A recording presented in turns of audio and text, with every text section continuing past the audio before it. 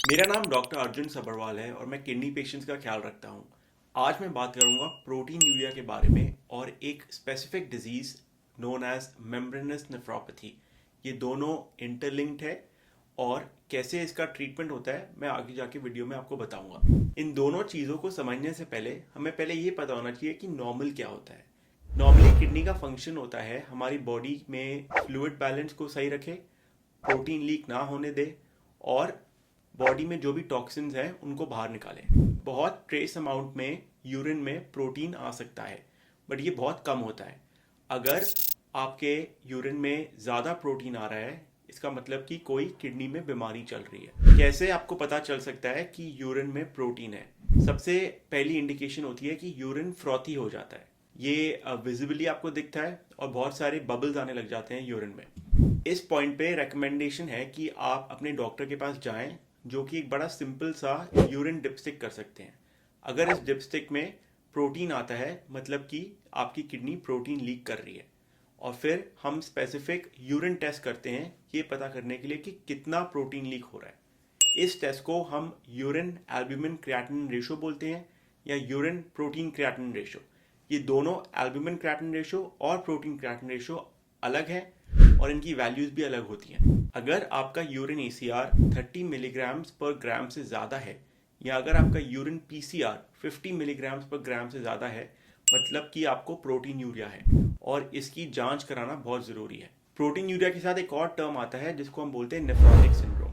इसका यही मतलब है कि आपके किडनी से एक्सेसिव प्रोटीन लीक हो रहा है और जो वैल्यू है उसको हम बोलते हैं 3 ग्राम्स पर डे। अगर इससे ज़्यादा प्रोटीन आपके किडनी से लीक हो रहा है इसको नेफ्रोटिक रेंज बोलते हैं और इसके साथ कई सिम्टम्स भी देखने को मिलते हैं जैसे कि पैरों में सूजन, सांस लेने में दिक्कत, फेस में swelling, specifically early morning swelling. ये दोनों चीज़ें लिंक्ड हैं। अब पेशेंट्स मुझसे पूछते हैं कि हम प्रोटीन यूरिया को कैसे ठीक करें। प्रोटीन यूरिया ठीक करने के लिए आपको पहले ये पता होना चाहिए कि आपकी किडनी प्रोटीन क्यों लीक कर रही है और इसी से हमारी पहली डिजीज़ आती है जिसको हम बोलते हैं मेम्ब्रेनस नेफ्रोपैथी। हमारी किडनी में अब बहुत सारे ग्लोमेरुलाई होते हैं जो किडनी फिल्ट्रेशन का काम करते हैं। इन ग्लोमेरुलाई में एक मेम्ब्रेन होती है जो प्रोटीन को लीक करने से रोकती है। अगर ये मेम्ब्रेन खराब हो जाए तो diseases such as membranous nephropathy हो सकती है। ये मैंने आपको एक लेमन लैंग्वेज में बताया है बट मेडिकली कई और चीज़ें होती हैं ग्लोमेरुलस में जिसकी वजह से मेम्ब्रेनस नेफ्रोपैथी हो सकती है। तो हम इस वीडियो में बात करेंगे कि ये डिजीज़ क्यों होती है, इसको कैसे डायग्नोज कर सकते हैं और इसका क्या ट्रीटमेंट है। Membranous nephropathy 0.5 to 1% of all causes of kidney disease है एंड इसका इंसिडेंस और बढ़ रहा है। आपने रिसेंटली न्यूज़ में देखा होगा कि एक आर्टिकल आया था कि fairness creams are linked to kidney disease. एक स्टडी हुई थी और उन्होंने देखा था कि पेशेंट्स जो फेयरनेस क्रीम्स यूज़ कर रहे हैं उसमें हाई लेवल्स ऑफ मर्क्यूरी है और ये mercury is directly linked to this condition called membranous nephropathy जिसमें प्रोटीन यूरिया होता है और धीरे धीरे किडनी में डैमेज होता है। तो क्यों होती है ये बीमारी? इसके दो कारण हैं। हम इसको डिवाइड करते हैं प्राइमरी और सेकेंडरी कारण में। अगर हम पहले सेकेंडरी की बात करें जो कि ज़्यादा ईजी है समझना, सेकेंडरी का मतलब यही होता है कि कोई और अंडरलाइंग डिजीज चल रही है जिसकी वजह से आपको मेम्ब्रेनस नेफ्रोपैथी हुई है और प्रोटीन यूरिया हो रहा है। सबसे कॉमन चीज़ जो देखने को मिलती है वो है मैलिग्नेंसीज या फिर कैंसर। कोई भी बॉडी के पार्ट का अगर कैंसर हो तो आपका रिस्क बढ़ सकता है टू हैव मेम्ब्रेनस नेफ्रोपैथी। इसलिए अगर आप डायग्नोज हुए हैं विद एनी कैंसर एंड आप देखते हैं कि यूरिन आपका बहुत फ्रॉथी है, आपको एक नेफ्रोलॉजिस्ट को भी दिखाना चाहिए क्योंकि हो सकता है कि दो डिजीजेस इंटरलिंक्ड हैं। कई केसेस में हम मेम्ब्रेनस नेफ्रोपैथी को पहले डायग्नोज करते हैं और फिर आगे जाके जब हम और इन्वेस्टिगेशंस करते हैं तो पता चलता है कि पेशेंट को न्यूली डायग्नोज कैंसर निकला है जिसकी वजह से उनको ये डिजीज़ हुई है। अगर हम प्राइमरी कॉजेज़ की बात करें तो लिस्ट बहुत बड़ी है बट मैं कुछ 2 या 3 चीज़ों के बारे में आपको बताना चाहता हूँ। कई दवाइयाँ are link to membranous nephropathy. आपने आइबुप्रोफेन के बारे में सुना होगा जो कि बहुत ही कॉमनली यूज पेन किलर है। इससे भी केसेस दिखे हैं टू हैव दिस डिजीज जिसमें प्रोटीन लीक होता है किडनी से।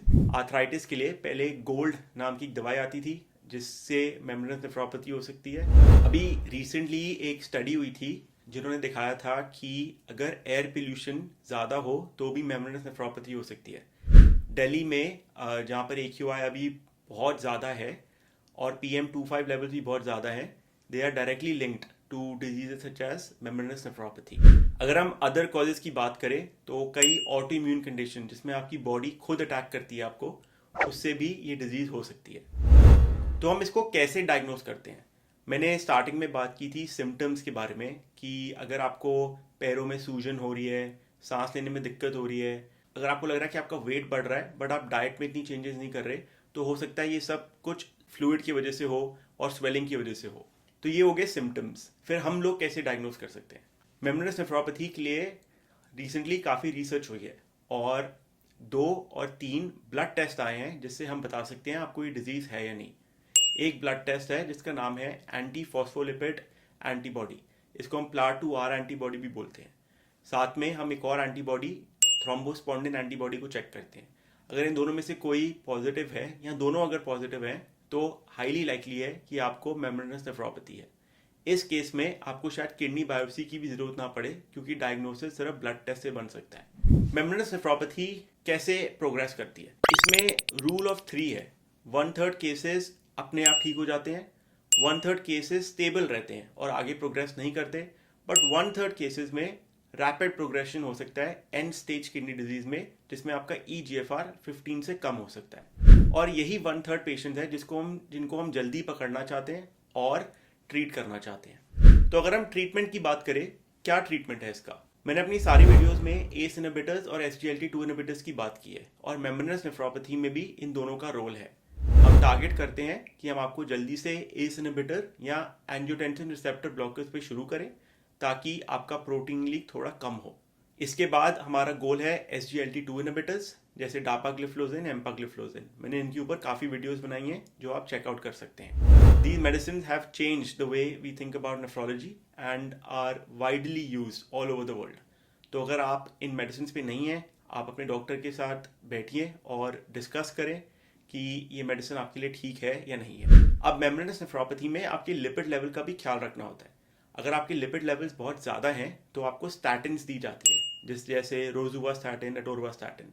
कई पेशेंट ये नहीं लेते क्योंकि साइड इफ़ेक्ट्स ज़्यादा होते हैं, बट अगर हम स्मॉल डोज दें तो साइड इफ़ेक्ट्स कम होते हैं और दिखाया गया है कि लॉन्ग टर्म ये स्टैटिन्स आपके लिए बेनिफिशियल हैं क्योंकि ये आपका कार्डियोवास्कुलर रिस्क कम करते हैं। ये हो गई हमारी बेसिक मैनेजमेंट। अब स्पेशलाइज्ड ट्रीटमेंट क्या है मेम्ब्रेनस नेफ्रोपैथी के लिए? आप गाइडलाइंस स्क्रीन पे देख सकते हैं। हम KDIGO गाइडलाइंस फॉलो करते हैं और मेम्ब्रेनस नेफ्रोपैथी को 4 पार्ट्स में डिवाइड करते हैं: low risk, moderate risk, high risk and very high risk. ये आपके EGFR, प्रोटीन लीक और एल्ब्यूमिन लेवल्स पे लिंक्ड है। साथ ही रिसर्च ने रिसेंटली दिखाया है कि जो प्लार2R एंटीबॉडी है जिसके बारे में मैंने पहले भी बात की, उसके साथ भी आप रिस्क स्ट्रैटिफाई कर सकते हैं। मतलब कि अगर प्लार2R एंटीबॉडी बहुत ज़्यादा है आपका, इसका मतलब कि प्रोग्रेशन ऑफ डिजीज़ ज़्यादा है। वैसे ही अगर आपका प्लार2 एंटीबॉडी कम है तो प्रोग्रेशन ऑफ डिजीज़ स्लो हो सकता है।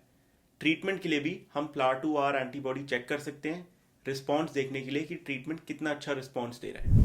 अगर हम ट्रीटमेंट की बात करें तो रिसेंटली कई स्टडीज़ आई हैं जिन्होंने दिखाया है कि कई इफेक्टिव ट्रीटमेंट्स हैं इस डिजीज़ के लिए। अगर हम सेकेंडरी मेम्ब्रेनस नेफ्रोपैथी की बात करें जिसमें कैंसर इसको कॉज कर रही है, तो ट्रीटमेंट रहता है कैंसर को ट्रीट करना।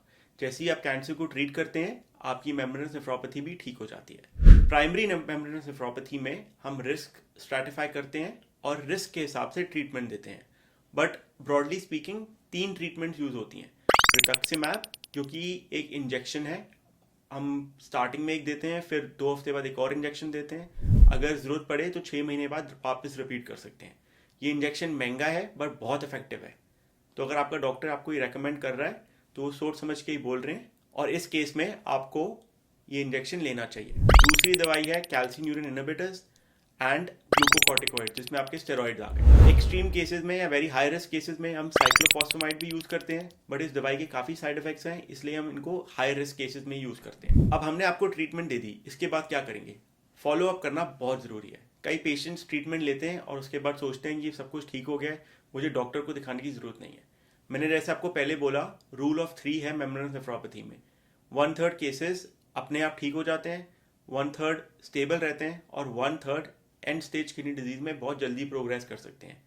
तो अगर हमने ट्रीटमेंट शुरू करी और हमें लग रहा है कि रिस्पॉन्ड नहीं मिल रहा, हम ट्रीटमेंट को चेंज भी कर सकते हैं। इसलिए आप बहुत ज़रूरी है कि आप अपने डॉक्टर के साथ फॉलो अप करें, अपने ब्लड टेस्ट कराते रहें और यूरिन में एल्ब्यूमिन क्रिएटिनिन रेशो और प्रोटीन क्रिएटिनिन रेशो अपना चेक कराते रहें, ये देखने के लिए कि प्रोटीन ली कम हो रहा है या नहीं। मेम्ब्रेनस नेफ्रोपैथी में भी बहुत रिसर्च चल रही है और नई नई दवाइयाँ आ रही हैं इसको कंट्रोल करने के लिए।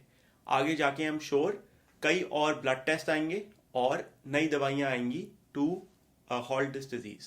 The reason to make this video is the same as every other video कि you as a patient should know what disease you have. Doctors can give you very little time during consultation because बहुत patients देखने होते हैं। तो videos like this can help you understand your disease. मैंने आपको सारी guidelines दिखाई हैं जो every doctor follows, every nephrologist follows. So जो वो रिकमेंडेशन दे रहे हैं आपको गाइडलाइन के हिसाब से दे रहे हैं। और अगर आपको डाउट है, गाइडलाइंस पब्लिकली अवेलेबल है ऑनलाइन, आप जाके इनको पढ़ सकते हैं ये देखने के लिए कि आपका ट्रीटमेंट सही है या नहीं। कई बार गाइडलाइन से अलग भी ट्रीटमेंट देना होता है और उस केसेस में आपको अपने डॉक्टर के साथ बात करनी चाहिए तो ये देखने के लिए कि वो ट्रीटमेंट सही है या नहीं। होपफुली आपको ये वीडियो अच्छी लगी हो। Make sure you hit the subscribe button and see you next time.